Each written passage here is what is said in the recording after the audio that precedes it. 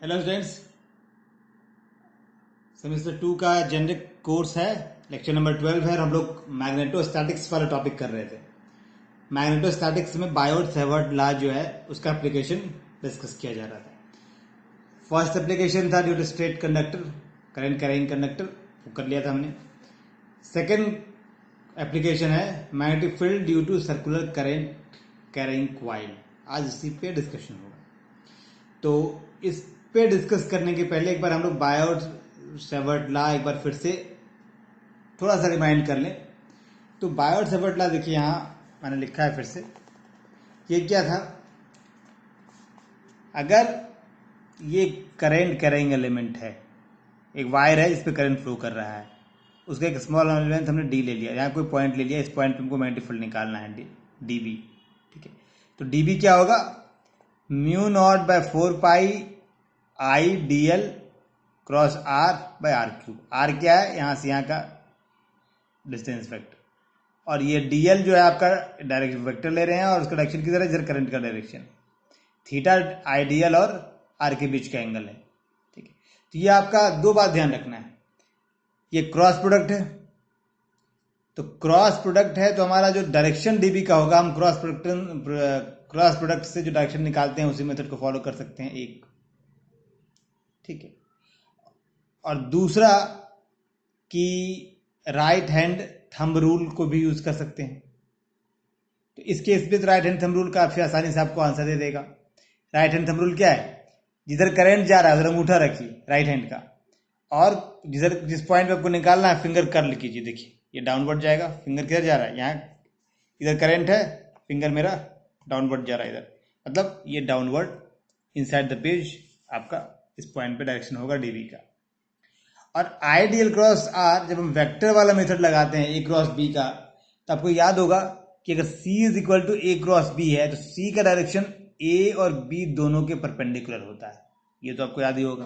ठीक है, cross product में अगर C is equal to A cross B है तो C हमेशा A और B दोनों के परपेंडिकुलर होगा। ठीक है, उसको भी हम यहाँ यूज करेंगे सर्कुलर वाले केस में। ठीक है, फिलहाल हम इतना ही करते हैं, फिर आगे फिगर को समझते हैं, उसके बाद फिर बैक होंगे इधर कैलकुलेशन में। ये आपको याद आ गया होगा, क्लास में मैंने समझाया भी था। अब देखिए यहाँ ये करंट कैरिंग कॉइल वाला जो केस है बहुत आसान है। डेरिवेशन निकालना है, इसका 2 मिनट का काम है। लेकिन इसमें थोड़ा सा समझने में, जो कहाँ पे क्या एंगल होगा, डायरेक्शन क्या होगा, डायरेक्शन समझने में थोड़ा सा अपने आप को कन्विंस करने में टाइम लगता है। ठीक है, इसलिए मैं समझाने की कोशिश कर रहा हूं। ये suppose current carrying circular coil है या सर्कुलर रिंग है, जो भी कहिए से। कैसे रखा मैंने? ऐसे, मतलब आधा पार्ट पेज के ऊपर है, आधा पार्ट पेज के नीचे, डॉटेड पार्ट पेज के नीचे है, इधर से जा रहा है, पेज अंदर जा रहा है, ऐसे आ रहा है, ऐसे आ रहा है। अगर एग्जांपल में आपको समझाऊं, समझिए कि ये पेज का पार्ट है तो मैंने इसे यहां डाल दिया आधा में। ठीक है, और करंट आपका देखिए ऐसे घूम रहा है, ऐसे। ये पेज, यहाँ पेज है, पेज के अंदर गया, पर ऐसे ऐसे।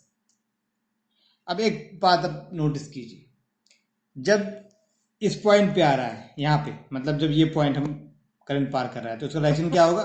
Just tangential. टेंजेंशियल मतलब कैसा होगा? डाउनवर्ड, ऐसे, एकदम इनसाइड द पेज, ऐसे। और इस पॉइंट का मतलब बी वाला पॉइंट अगर हम लेते हैं तो यहाँ पे क्या होगा? अपवर्ड, परपेंडिकुलर अपवर्ड, पेज से बाहर की ओर परपेंडिकुलर आ रहा है, यहाँ पेज के अंदर जा रहा है परपेंडिकुलर। ठीक है, मतलब ये जो लाइन है, ये समझिए कि ये लाइन परपेंडिकुलर इनसाइड है। फिगर यहाँ मैंने ऐसे दिखाया है, क्योंकि ऐसे दिखा नहीं सकते, ये इनसाइड द पेज परपेंडिकुलर है। ठीक है, तो इसकी वजह से यहाँ पे हमने क्या किया? रिंग लिया, उसमें से एक डीएल एलिमेंट जो इस पॉइंट पे है एकदम किनारे पे, जिसका कि डीएल का डायरेक्शन हमारा जस्ट इनवर्ड परपेंडिकुलर आ रहा है, उस पॉइंट को कंसिडर किया। और उस पॉइंट मतलब उस करंट कैरिंग एलिमेंट जो उसको कहते हैं आइडियल, उसकी वजह से किसी पॉइंट पी पे हमको मैग्नेटिक फील्ड पहले निकालते हैं। क्योंकि बायोट सेवर्ट लॉ क्या कहता है कि एक स्मॉल करंट एलिमेंट की वजह से आप किसी पॉइंट में मैग्नेटिक फील्ड निकाल सकते हैं बायोट सेवर्ट लॉ यूज करके।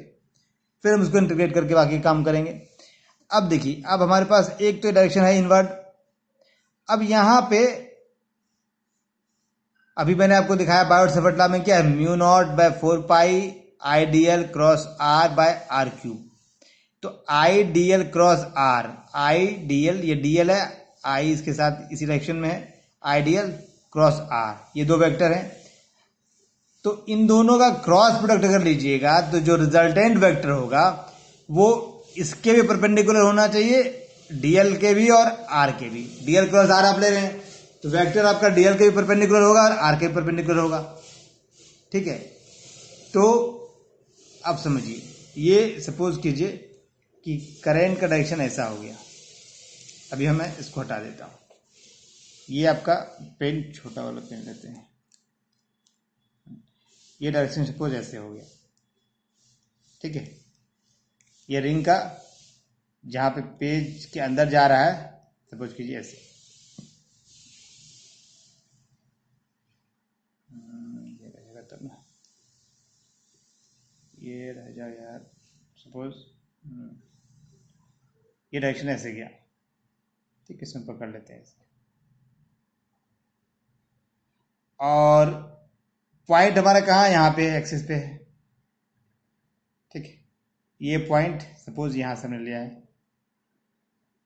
तो देखिए, पहला पॉइंट पहले अपने आप को कन्विंस कीजिए कि ये जो लाइन है दोनों, ये डीएल है, ये आर है, इसके बीच का एंगल जो है वो 90 का है।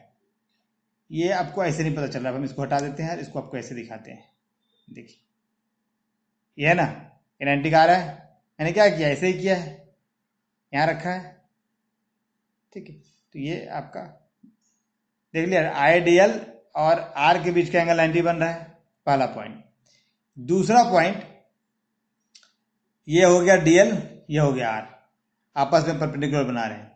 अब जो आई और डीएल और आर के का क्रॉस प्रोडक्ट होगा, वो क्रॉस प्रोडक्ट के रूल के हिसाब से इसके भी परपेंडिकुलर हो और इसके भी परपेंडिकुलर हो। ठीक है, तो इन दोनों के परपेंडिकुलर कैसे हो सकता है, एक इधर होगा या इधर होगा या इधर होगा। आप इधर ऐसे लगाओ तो भी ये परपेंडिकुलर है, या ऐसे लगाओ तब ये परपेंडिकुलर है।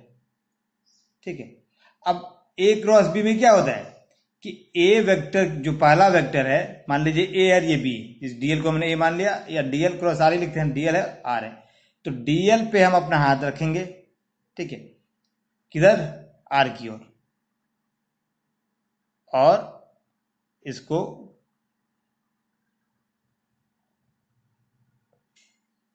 क्रॉस प्रोडक्ट रूल क्या कहता है कि पहले वेक्टर पे हाथ रखिए ऐसे, ठीक है, और दूसरे वेक्टर की ओर आप टर्न करेंगे, मान लीजिए ऐसे है।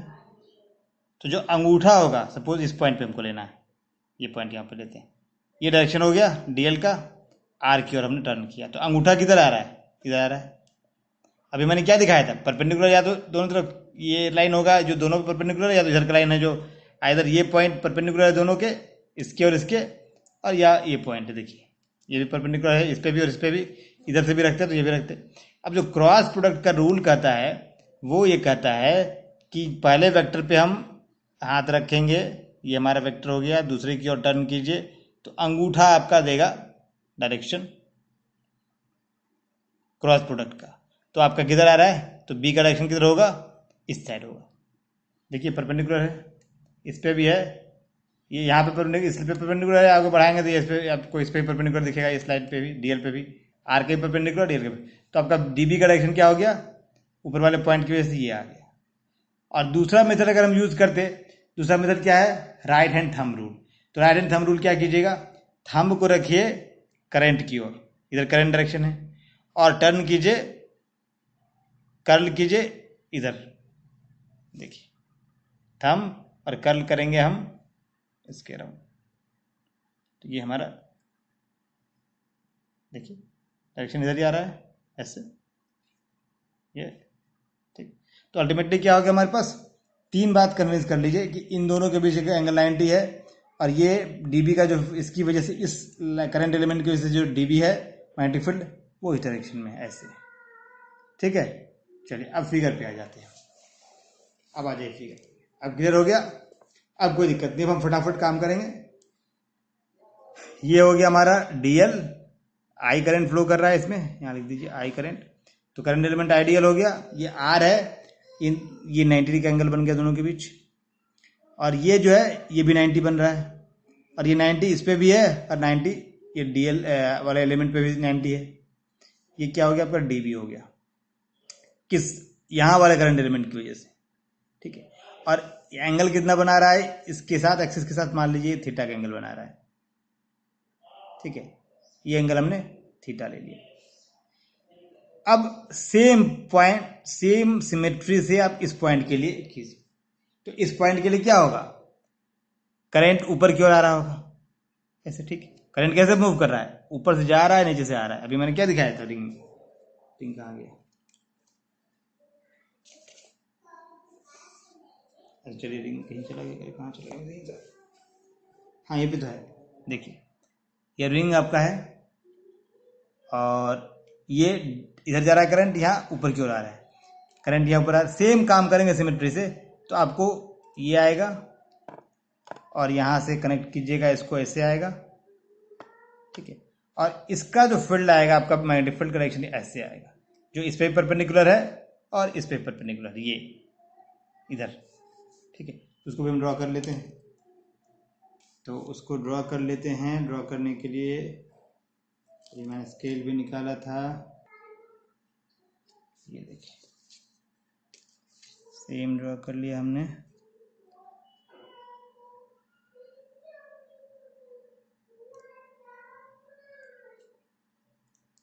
ठीक है, ये डीबी हो गया इसकी वजह से। इस लाइन को भी मिला दीजिए।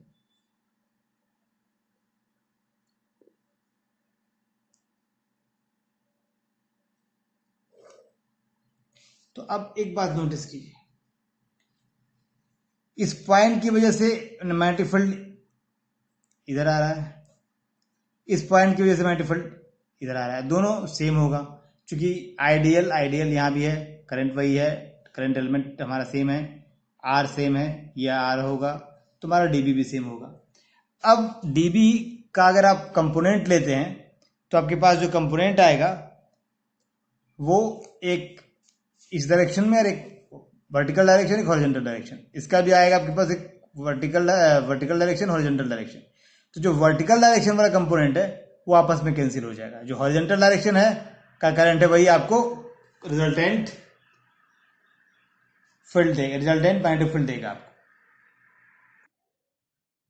अब देखिए, अब ये एंगल हमारे पास थीटा था, तो ये सेम होगा, ये एंगल भी थीटा ही होगा।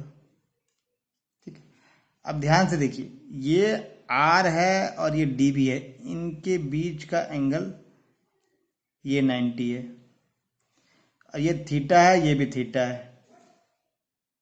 ठीक है, ये क्या हो जाएगा 90 माइनस 2 थीटा, ये एंगल हो गया 90 माइनस 2 थीटा। ध्यान से देखिए, ये आर है, ये डीबी के बीच 90 का एंगल था, भी दिखाए थे, और ये एंगल थीटा हमने लिया है एक्सिस के साथ आर का, तो सेम है सिमेट्री से, ये भी एंगल थीटा होगा। तो ये एंगल और ये एंगल आपके पास 90 है, 2 थीटा, 90 माइनस 2 थीटा बच गया ये। उसके बाद ये देखिए, ये जो एंगल है, ये डॉट डॉट ये लाइन जो परपेंडिकुलर है, और ये जो एक्सिस है, मतलब वर्टिकल एक्सिस हॉरिजॉन्टल एक्सिस, ये आपस में 90 बना रहे हैं। ठीक है, और ये हॉरिजॉन्टल एक्सिस वर्टिकल एक्सिस, ये थीटा है, 90 माइनस 2 थीटा है, तो ये एंगल कितना होगा, ऑटोमेटिक थीटा होगा। तब तो 90 माइनस 2 थीटा प्लस 2 थीटा, ये आपका बीच का हॉरिजॉन्टल वर्टिकल के बीच का एंगल 90 हो जाएगा। सिमिलरली आपका ये एंगल थीटा होगा, सेम लॉजिक से ये एंगल थीटा होगा, वही मैंने यहाँ दिखाया। ये एंगल थीटा है तो आपका ये एंगल भी थीटा होगा, और ये एंगल भी थीटा होगा। अब कहाँ ये जरूरत क्यों पड़ा थीटा का, सिर्फ कंपोनेंट लेने के लिए। डीबी है तो डीबी का हमारा वर्टिकल कंपोनेंट हो जाएगा डीबी कॉस थीटा, इसका vertical component dB cos theta, horizontal component हो जाएगा डीबी साइन थीटा, इधर का डीबी साइन थीटा। तो ये जो डीबी कॉस थीटा है, डीबी कॉस थीटा है, अब इक्वल एंड अपोजिट है, ये आपस में कैंसिल हो जाएगा। रिजल्टेंट मैग्नेटिक फील्ड किससे आएगा, डीबी साइन थीटा। तो हमेशा मैग्नेटिक फील्ड आपका इधर ही होगा, रिंग की ओर ऑन अलोंग द एक्सिस। ठीक है, और इसी तरह से हर एक पॉइंट पे, हर एक पॉइंट का एक अपोजिट पॉइंट होगा जिसमें कि सिमिलर केस होगा। यहाँ के लिए यहाँ आया, यहाँ के लिए यहाँ आया, हर एक पॉइंट का एक अपोजिट पॉइंट होगा जिसमें वर्टिकल कंपोनेंट कैंसिल होगा और हॉरिजॉन्टल कंपोनेंट आएगा। तो पूरे कंप्लीट रिंग के लिए जो हमारे पास फील्ड आएगा वो along the axis towards the ring ही आएगा। ठीक है, अब इसी का हमको कैलकुलेशन करना है।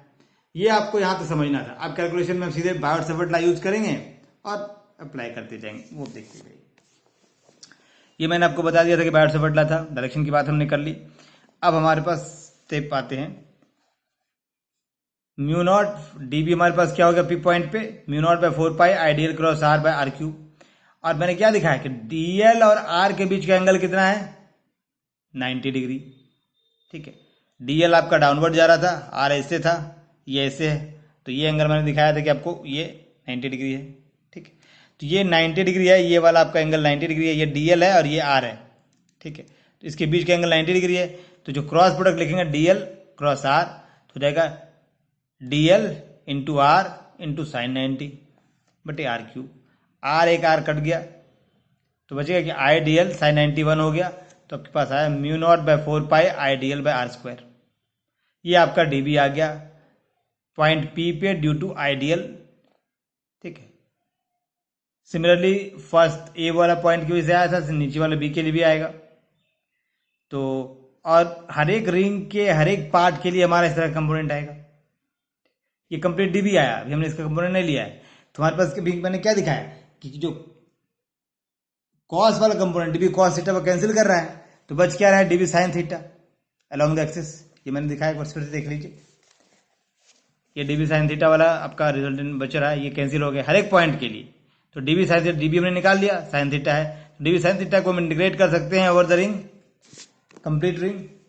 तो आपके पास ये आ जाएगा बी नेट, जो हमारा रिजल्टेंट मैग्नेटिक फील्ड आएगा रिंग की वजह से, उसको लिखेंगे DB sine theta integrated over complete ring. और डीबी आया mu naught 4 pi I D L by R square, और साइन थीटा हमारे पास क्या होगा, अब साइन थीटा में निकालना पड़ेगा। ठीक है, तो हम साइन थीटा निकालते हैं। देखिए आगे, ये देखिए ये आपका रिंग है,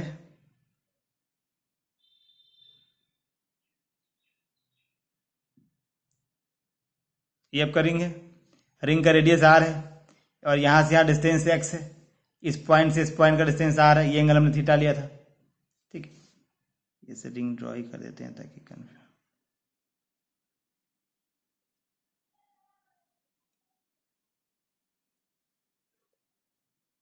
ठीक है, अब यहां से आप साइन थीटा आराम से निकाल सकते हैं। राइट एंगल ट्रायंगल है, साइन थीटा क्या हो जाएगा, sine theta equal to capital R perpendicular by hypotenuse small R. ये हो गया sine theta R by R. ठीक है, अब हम साइन थीटा को आर बाय आर लेंगे, और ये आर क्या है पाइथागोरस थ्योरम से, this R is equal to under root R square plus X square. तो हमारे पास बी नेट में क्या आया था, mu naught I by 4 pi integration over complete ring D L by R square. Sine theta की जगह हमने क्या लिखना है, कैपिटल आर बटे आर। तो ये आर क्यूब हो गया, डी एल आपका D L by R cube हो गया, और ये आर कांस्टेंट है, ये रेडियस ऑफ रिंग है, ये बाहर कर देंगे। तो mu naught I R by 4 pi D L by R cube आ गया कंप्लीट रिंग। अब आर क्यूब भी हमारा डी एल पे हमारा इंटीग्रेशन है। ठीक है, तो आर क्यूब भी बाहर कर सकते हैं, तो हमारे पास क्या रहेगा mu naught I by 4 pi R cube D L. और डी एल पूरे रिंग के लिए क्या होगा, रिंग का जो पेरीमीटर है, ठीक है, सर्कमफेरेंस जो रिंग का है, रिंग का जो सर्कमफेरेंस है वो कितना होगा 2 पाई आर। रिंग का सर्कमफेरेंस 2 पाई आर हो गया, तो 2 पाई 4 पाई से 2 कट गया, और आर कैपिटल आर है, आर स्क्वायर हो गया। हमारे पास क्या है, बी नेट सर्कुलर रिंग की वजह से कंप्लीट जो रिजल्टेंट फील्ड आया आपके पास है mu B net is equal to mu naught I R square by 2 R cube. ये आपका रिजल्टेंट फील्ड आया at point P due to circular ring. और डायरेक्शन क्या होगा, डायरेक्शन तो आप दिखा चुके हैं, towards the ring along the axis. तो ये आपका फाइनल। और इस आर की जगह हम क्या लिखेंगे, इस आर की जगह यहाँ से हमने लिखा था, देखिए आर लिखा है, R under root R square plus X square. तो इसके आर की जगह लिख दीजिए बी नेट आ गया mu naught I R square by 2 R square plus X square 3/2। ये आपका complete resultant magnetic field at point P due to the circular current carrying ring आ गया। ठीक है, डायरेक्शन हमारा क्या है, B net is along the axis towards the coil, वो देख ही चुके हैं। अब इसके थोड़ा सा डिस्कशन कर लेते हैं कि अगर x 0 हो जाए, x 0 का मतलब क्या हुआ, जस्ट रिंग के सेंटर में x 0 कर देंगे तो यहाँ पे, तो b का वैल्यू क्या होगा। तो जब x 0 हो जाएगा तो आपके पास देखिए x 0 कर दीजिए, तो क्या बचेगा आर स्क्वायर है यहाँ आर क्यूब, तो म्यू नॉट ये आपके पास आ जाएगा R square by R cube, तो mu naught I by 2r। मतलब जो सर्कुलर रिंग के सेंटर पे है वो आपका फील्ड आएगा magnetic field mu naught I by 2r, और ये मैक्सिमम फील्ड होगा। मैक्सिमम इसलिए कि यहाँ पे एक्स जीरो किया है, ठीक है, एक्स के और कोई वैल्यू तब जीरो करना है, और वैल्यू इसको रिड्यूस कर नहीं सकते हैं, मैक्सिमम रिड्यूस यही कर सकते हैं एक्स का जीरो करके। तो ये आपका मैक्सिमम फील्ड, मतलब सर्कुलर करंट करेंट कॉइल में जो सेंटर है वहां पे उस मैग्नेटिक फील्ड मैक्सिमम होगा। अगर आप कहें एक्स को मैं इन्फिनिटी ले लें, मतलब ये जो एक्सिस का लाइन है काफी दूर तक गया है, वहां पे हम पॉइंट ले लेते हैं, तो इन्फिनिटी का मतलब एक्स इजिकल टू इन्फिनिटी लिया, और काफी दूर है जहां पे इसका इफेक्ट नहीं महसूस किया जा सकता। तो बी एक्स इजिकल टू, जैसे आप इन्फिनिटी लेंगे यहाँ पे, रिजल्टेंट आपका फील्ड ये था, एक्स इन्फिनिटी लीजिए, 1/इन्फिनिटी जीरो हो जाएगा, तो आपका जीरो हो जाएगा। मतलब इन्फिनिटी पे रिंग की वजह से कोई फील्ड नहीं लगेगा, जीरो आपका मैग्नेटिक फील्ड हो जाएगा। सेंटर पे मैक्सिमम फील्ड होगा, मतलब जैसे आप सर्कुलर रिंग से दूर जाते जाएंगे आपका मैग्नेटिक फील्ड डिक्रीज करता जाएगा, ठीक है। अब एक पॉइंट और यहाँ पे आप डिस्कस कर सकते हैं इसके शेप के बारे में। रिंग में ध्यान रखिए वो हमेशा क्वाइल, जैसे देखिए आपका तरीका क्या था, अंगूठा रखना है इधर और करंट की वजह से मैग्नेटिक फील्ड, देखिए तो हमेशा मैग्नेटिक फील्ड इधर आ रहा है, इस पॉइंट पे भी लेंगे मैग्नेटिक फील्ड ऐसा इधर ही आएगा, आप करके देख लीजिए। ये पॉइंट पे आपने लिया मैग्नेटिक फील्ड, यहाँ पे क्या होगा आपका, इधर बनेगा ऐसे और ऐसे बनेगा कंपोनेंट डीबी का, ऐसे बनेगा ऐसे बनेगा, वर्टिकल कंपोनेंट आपस में कैंसिल होंगे, हॉरिजॉन्टल कंपोनेंट आपका इधर ही देगा। अगर इसका डायरेक्शन आप उल्टा कर देते हैं तो फील्ड आपका इधर है, इस पॉइंट पे लीजिए चाहे इस पॉइंट पे, डायरेक्शन आपका इधर आएगा, ये नोट करने वाला पॉइंट है, ठीक है। ऐसे भी देखिए जब आप कर्ल कर रहे हैं सर्कुलर रिंग में कैसे कर्ल करते हैं, तो या करंट की ओर आप रखते हैं अंगूठा, तो आपको जो देगा, ये करंट है जिस पॉइंट पे भी रख रहे हैं, मान ली करंट यहाँ ऐसे इस पॉइंट पे रखिए, करंट ऐसे है इस पॉइंट पे, तो फील्ड किधर होगा, इधर, इस पॉइंट के लिए भी इधर ही होगा, ठीक है। सिमिलरली करंट उल्टा है, अगर ऐसे है तो फील्ड किधर होगा, इधर होगा। दोनों आप कंपोनेंट वाइज करेंगे तो भी आपका सेम आएगा, और अगर ऐसे थंब रूल भी लगा के देखेंगे तो वही आएगा। फिर नेक्स्ट पॉइंट है कि अगर आप डायग्राम बनाते, ग्राफ बनाते हैं एक्स वर्सेस मैग्नेटिक फील्ड, जो सर्कुलर रिंग से डिस्टेंस है और मैग्नेटिक फील्ड का, तो अब डिपेंड करता है कौन सा डायरेक्शन ले रहे हैं आप करंट का, उस पर या तो ये दोनों साइड मैक्सिमम, यहाँ पे मैक्सिमम हो रहा है, इधर डिक्रीज कर रहा है, या तो पॉजिटिव होगा या तो नेगेटिव होगा, मतलब या तो ऊपर होगा या तो नेगेटिव होगा, ठीक है। अगर एक डायरेक्शन को आपने ये मान लिया, ये मान लेते हैं कि डायरेक्शन में हम ले रहे हैं पॉजिटिव, तो ये मान लिया, ठीक है। तो जो अपोजिट डायरेक्शन में अगर रिंग को करंट उल्टा कर देंगे तो हमारा नीचे जाना चाहिए। तो दोनों साइड आपका रिंग यहाँ मैक्सिमम है, इधर भी घटेगा इधर भी घटेगा, इधर मैक्सिमम है इधर भी घटेगा इधर भी घटेगा, ठीक है। तो ये डिस्कशन जस्ट आपके अंडरस्टैंडिंग के लिए मेन है आपका सर्कुलर रिंग का एक्सप्रेशन निकाल देना, magnetic field due to circular current current coil, और ये point X equal to zero circular infinity पे डिस्कस कर लेना। ये दो पॉइंट ऑप्शनल है, ये आपके समझने के लिए है, और ये बेसिकली आपके 12th वाले एग्जाम में, मतलब इंजीनियरिंग एग्जाम्स में आते हैं, और आपके यहाँ पे सिलेबस से कोई बहुत बेनिफिट नहीं भी लिखेंगे तो चलेगा, बट ये 2 पॉइंट आपको नोट करना है कि इन्फिनिटी पे क्या वैल्यू होगा और सेंटर पे क्या वैल्यू होगा, ठीक है। चलिए, तो ये हमारा खत्म हो गया। अब हम नेक्स्ट लेक्चर में फिर आगे सॉलिड वाइट के बारे में करेंगे, third application of Biot Savart law. चलिए, ओके।